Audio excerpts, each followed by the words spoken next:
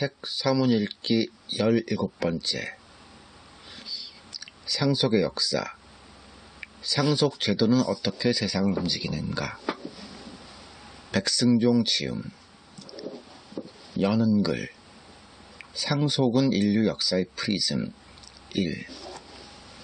요새처럼 사업하기도 어렵고 하던 일을 자식에게 물려주기가 어렵다면 기업가 정신이 죽을 수밖에 없다.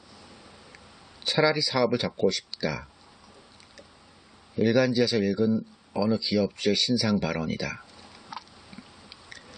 한국경제연구원에 따르면 2018년 현재 OECD 회원국 가운데 상속세와 소득세 최고세율이 합이 가장 큰 나라는 일본이다. 상속세 55%, 소득세 45%. 그 다음은 한국이다. 상속세 50%, 소득세 42%. 대기업의 우호적인 한국의 언론들은 언성을 높여 현행세제를 비판한다. 높은 상속세율 때문에 기업의 승계가 어렵다. 기업가들이 자산을 해외로 옮길 수밖에 없는 처지다. 실제로 국내 유수한 회계법인들은 기업의 해외 이전 및 자산 유출을 돕기 위해 특별팀을 운영한다. 높은 상속세 및 소득세 때문에 한국에서는 정상적인 기업 활동이 불가능하다는 주장이 꽤 요란한 셈이다. 그럼 한국의 기업가들은 법대로 세금을 내고 있을까? 한국 사회는 과연 반기업적인가? 근년에 광고비를 가장 많이 지출한 어느 제약회사를 예로 들어보자. 이 회사는 자녀 명의의 광고회사에 거액의 일감을 몰아주었다. 2005년부터 2018년까지 적어도 10년 넘게 그러했다. 한 해에도 많게는 200억 원 가까운 거액의 광고비가 자녀 회사로 흘러들어갔다. 그 밖에도 여러 가지 편법을 통해 거액의 자산이 증여 또는 상속되었다. 기업가는 법이 허용하는 테두리 안에서 절세 수단을 이용했을 뿐이라고 강변할 테지만 시민들의 시선은 곱지 않다. 어디 이 회사뿐이겠는가? 재벌 가문은 더하면 더했지 덜할 리가 없다. 높은 세율 때문에 국내에서는 도무지 어떤 사업도 못하겠다는 아우성과는 달리 법이 규정한 세금을 제대로 내는 부자는 거의 없다. 시민들이 기억하는 착한 기업은 오뚜기 식품과 유한양행 정도다. 경제적 불평등과 양극화는 악화일로에 있다. 그 문제를 역사적으로 소망하기 위해서 나는 이 책을 쓴다. 2. 현대사회는 양극화로 인해 큰 고통을 받고 있다. 동서고금의 역사의 드문 현상이다. 10여 년 전 삼성경제연구소가 발표한 주요 국가들의 양극화 지수를 보더라도 사태는 심각한 수준이었다. 미국이 125.3으로 가장 높았고 그 다음이 한국이었다. 100, 2004년 기준. 뒤를 이어 영국 98.2, 스웨덴 84.7, 일본 76.2, 독일 70.4 등이 양극화가 가장 심한 나라로 조사되었다. 문제는 해가 갈수록 양극화가 더욱 악화되고 있다는 점이다. 한국의 상위 1%의 부자는 연평균 소득이 3억 8,120만원으로 하위 20% 소득계층의 연간소득 647만보다 59배나 많았다. 2013년 5월 현재. 양극화 문제는 더 이상 숨길 수 없는 수준이다. 2017년 현재 한국의 43.1%는 양극화를 가장 중요한 경제적 현안으로 손꼽았다. 시민들은 이것이 저출산 31.9%나 저성장 11.5%보다도 훨씬 더 고질적인 문제라고 말했다. 양극화를 부추기는 요인은 무엇일까? 1차적인 문제는 임금과 고용의 불평등이다. 증권과 부동산의 대부분이 극소수 부자들의 수중에 집중되어 있다는 점도 심각한 문제다. 나아가 금융기관 및 금융 서비스 제도가 부자들의 편익을 최우선으로 여긴다는 사실 역시 심각한 문제이지만 양극화 문제의 초점은 편법 증여를 포함한 상속의 문제로 압축된다. 부자들은 천문학적인 숫자로 표현할 수밖에 없는 막대한 재산을 자녀들에게 물려준다. 사회경제적 불평등의 기원은 바로 그것이다. 3. 현대사회가 직면한 사회경제적 문제를 해결할 뾰족한 방법을 나는 알지 못한다. 이 책의 목적은 인류사회의 문제를 해결할 직접적인 방안을 제시하는 것이 아니다. 상속이라고 하는 일종의 프리즘을 통해 인류 역사의 다양한 측면을 명확히 인식하는 것, 거기에 나의 저술 목적이 있다. 프리즘이란 무엇인가? 빛을 분석하고 반사하는 도구다. 삼각 프리즘은 백색의 빛을 스펙트럼으로 분리한다. 백색으로 보이는 한 줄기 빛도 프리즘을 통해 굴절시켜보면 거기에 내포된 다양한 구성 요소가 여지없이 드러난다. 파장이 가장 짧은 보라색부터 가장 긴 붉은색에 이르기까지 여러 가지 색깔이 한데 모여 백색의 광선을 이룬다. 우리는 프리즘을 통해 이런 사실을 확인할 수 있다. 상속 제도야말로 역사의 다양한 구성 요소를 분석하는 나의 프리즘이다. 인류 역사에는 실로 다양한 상속 제도가 존재했다. 우선 떠오르는 것은 장남이 부모의 유산을 모두 물려받는 관습, 즉 장자 상속제다. 그런데 조금 자세히 들여다보면 아들이든 딸이든 한 명의 자녀가 모든 유산을 물려받는 방식도 존재했다. 또 막내 아들이 유산을 독점적으로 상속하는 법도 있었다. 세계 여러 나라에는 형제 자매가 부모의 유산을 골고루 나눠 가지는 균분 상속도 제법 널리 퍼져 있었다. 물론 거기에도 다양한 편향이 있었다. 어떤 지역에서는 딸들이 상속에서 완전히 배제되었다. 또 다른 지역에서는 장남에게 별도의 특별 상속분이 지급되었다. 어딘가에서는 아들들이 유산을 공동으로 상속했다. 한 사회가 어떤 상속 제도를 선택하느냐에 따라 부의 향방이 결정되었다. 누군가는 재산을 상속받은 덕분에 부자가 되었고 정치-사회적 특권도 누렸다. 반면 상속에서 배제된 사람들은 하루아침에 신분이 추락했고 심지어 생계를 잇기조차 곤란했다. 인간 사회는 저마다 경험을 바탕으로 특정한 상속 제도를 선택했다. 각각의 사회는 그들이 역사적 지혜를 동원해 가장 유리해 보이는 생존 전략을 수립했다. 더구나 한 사회의 상속 제도는 신앙과 종교 또는 윤리적 가치와 단단히 맞물려 있었다. 이 때문에 상속 제도는 엔간한 사회적 변동쯤은 묵묵히 견뎌내는 강한 내구력을 가졌다. 그러나 좀 더 유연한 사회 집단도 있었다. 그들은 사회 경제적 변화에 대응하여 여러 차례 상속 제도를 수정했다. 예를 들어보자. 17세기까지만 해도 한국에서는 균분 상속이 지배적이었다. 이후 장자 상속으로 방향이 바뀌었다. 북의 혈연을 중심으로 종법 질서를 구현하려는 의지가 강렬했기 때문이다.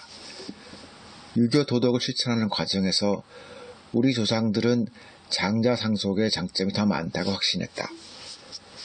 상속 제도가 장자 중심으로 변화하자 한국의 유교화는 더욱 가속되었다. 20세기 후반 한국 사회에는 민주화 열기가 높았다. 그러자 한국인들은 장자 상속 제도를 폐기하고 자녀 균분 상속 제도로 되돌아갔다. 성별과 출생 순서에 관계없이 자녀들의 권익을 균등하게 보장하고자 했던 것이다. 이로써 종래의 가부장적 권위주의 역시 비교적 빠른 속도로 청산될 수 있었다. 4. 광학자에게는 프리즘, 즉 유리로 만든 삼각뿔 모양의 투영체가 일종의 분석 도구다. 역사가인 나에게 상속제도 역시 일종의 투영체다. 나의 주된 관심은 상속제도 너머였다. 과학자가 프리즘을 사용해 분광, 곧 빛을 쪼개는 데 주력하듯 나도 상속제도를 프리즘으로 삼아 인간 사회의 다양한 사회적, 경제적, 문화적 측면을 조금 더 깊이 탐구하고자 한다. 이 책에서는 인류가 창안한 다양한 상속제도 자체를 분석하기보다는 상속과 직간접적으로 밀접한 관계가 있는 여러 가지 사회 현상을 다루는데 많은 지면을 할애하고자 한다. 일일이 헤아려 보면 이 책의 주제는 15가지나 된다. 비교사적인 방법을 통해 나는 그 주제들을 다루었다. 한국, 일본, 중국을 비롯한 동아시아 각각의 역사에 주안점을 두면서도 서구 사회와 이슬람 사회에서는 혹시 유사한 사례나 관습이 존재했는지를 알아보았다.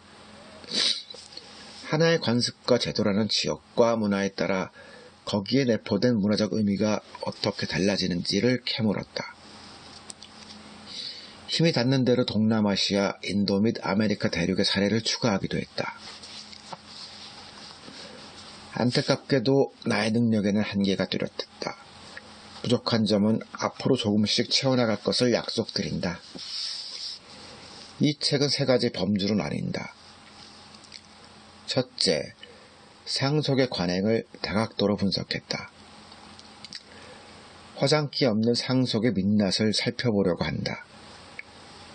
독자들에게는 다소 생소하게 들릴 수도 있겠으나 보통 사람들은 상속에 앞서 우선 자신의 노후를 보장받고자 하는 마음이 컸다.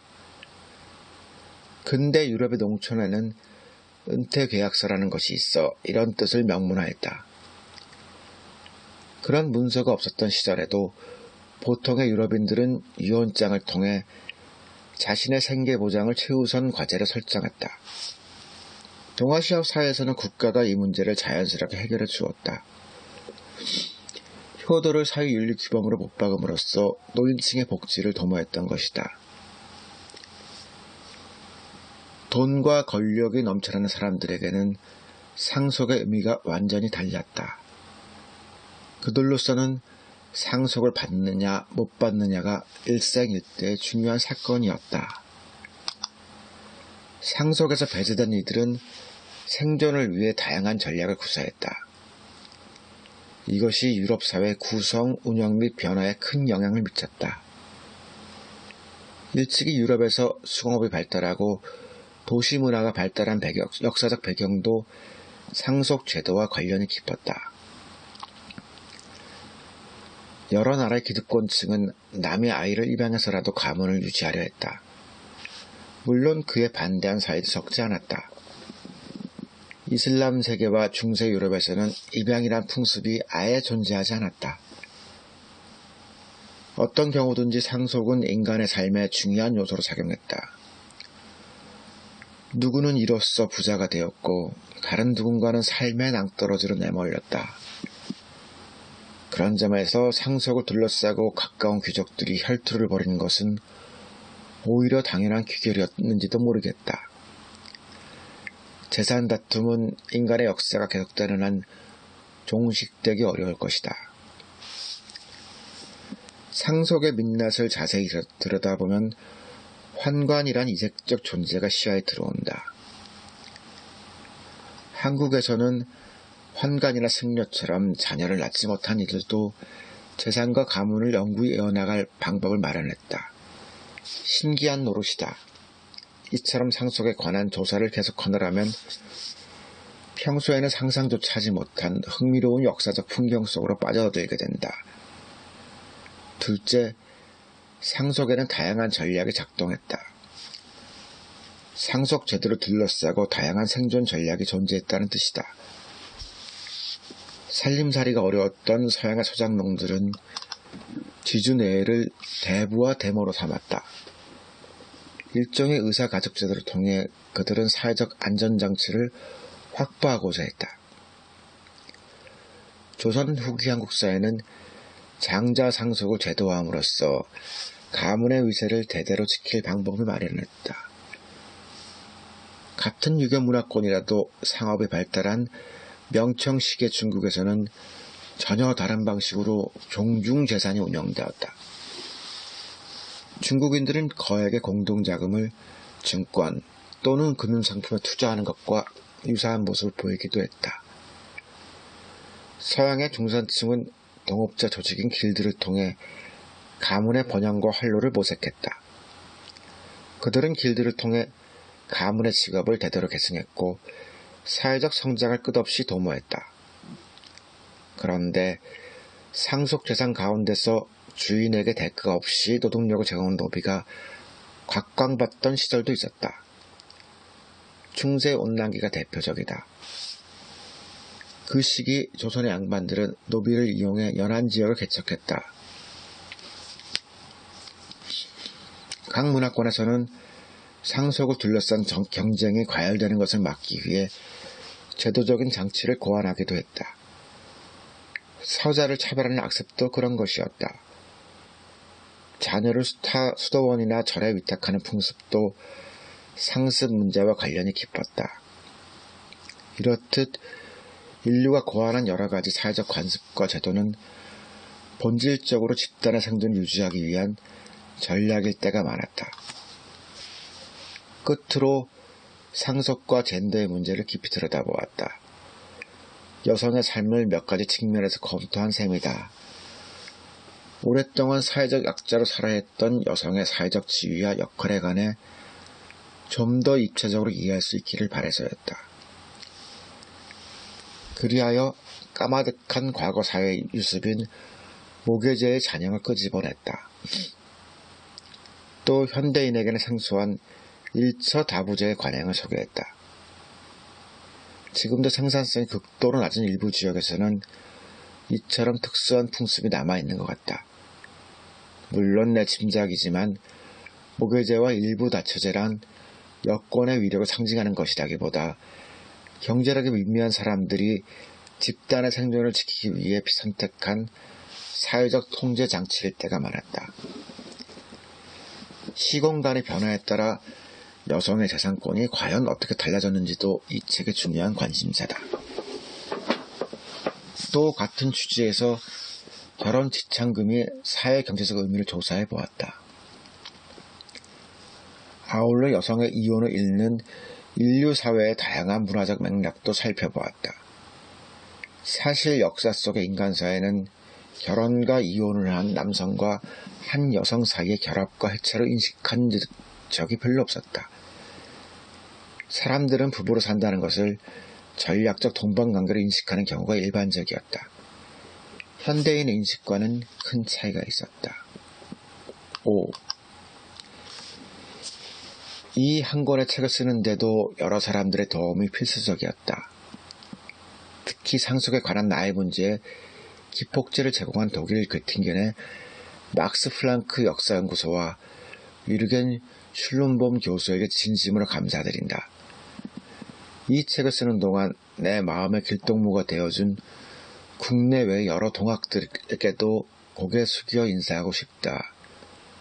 또한 두서없는 나의 원고를 정성껏 다듬어 아담한 책자로 만들어진 사후출판사의 노력에 깊은 감사를 드린다. 끝으로 사랑으로 나의 부족함을 말없이 인내하는 가족들에게 고마움을 전한다. 2018년 겨울 평택 잔다리에서 백승종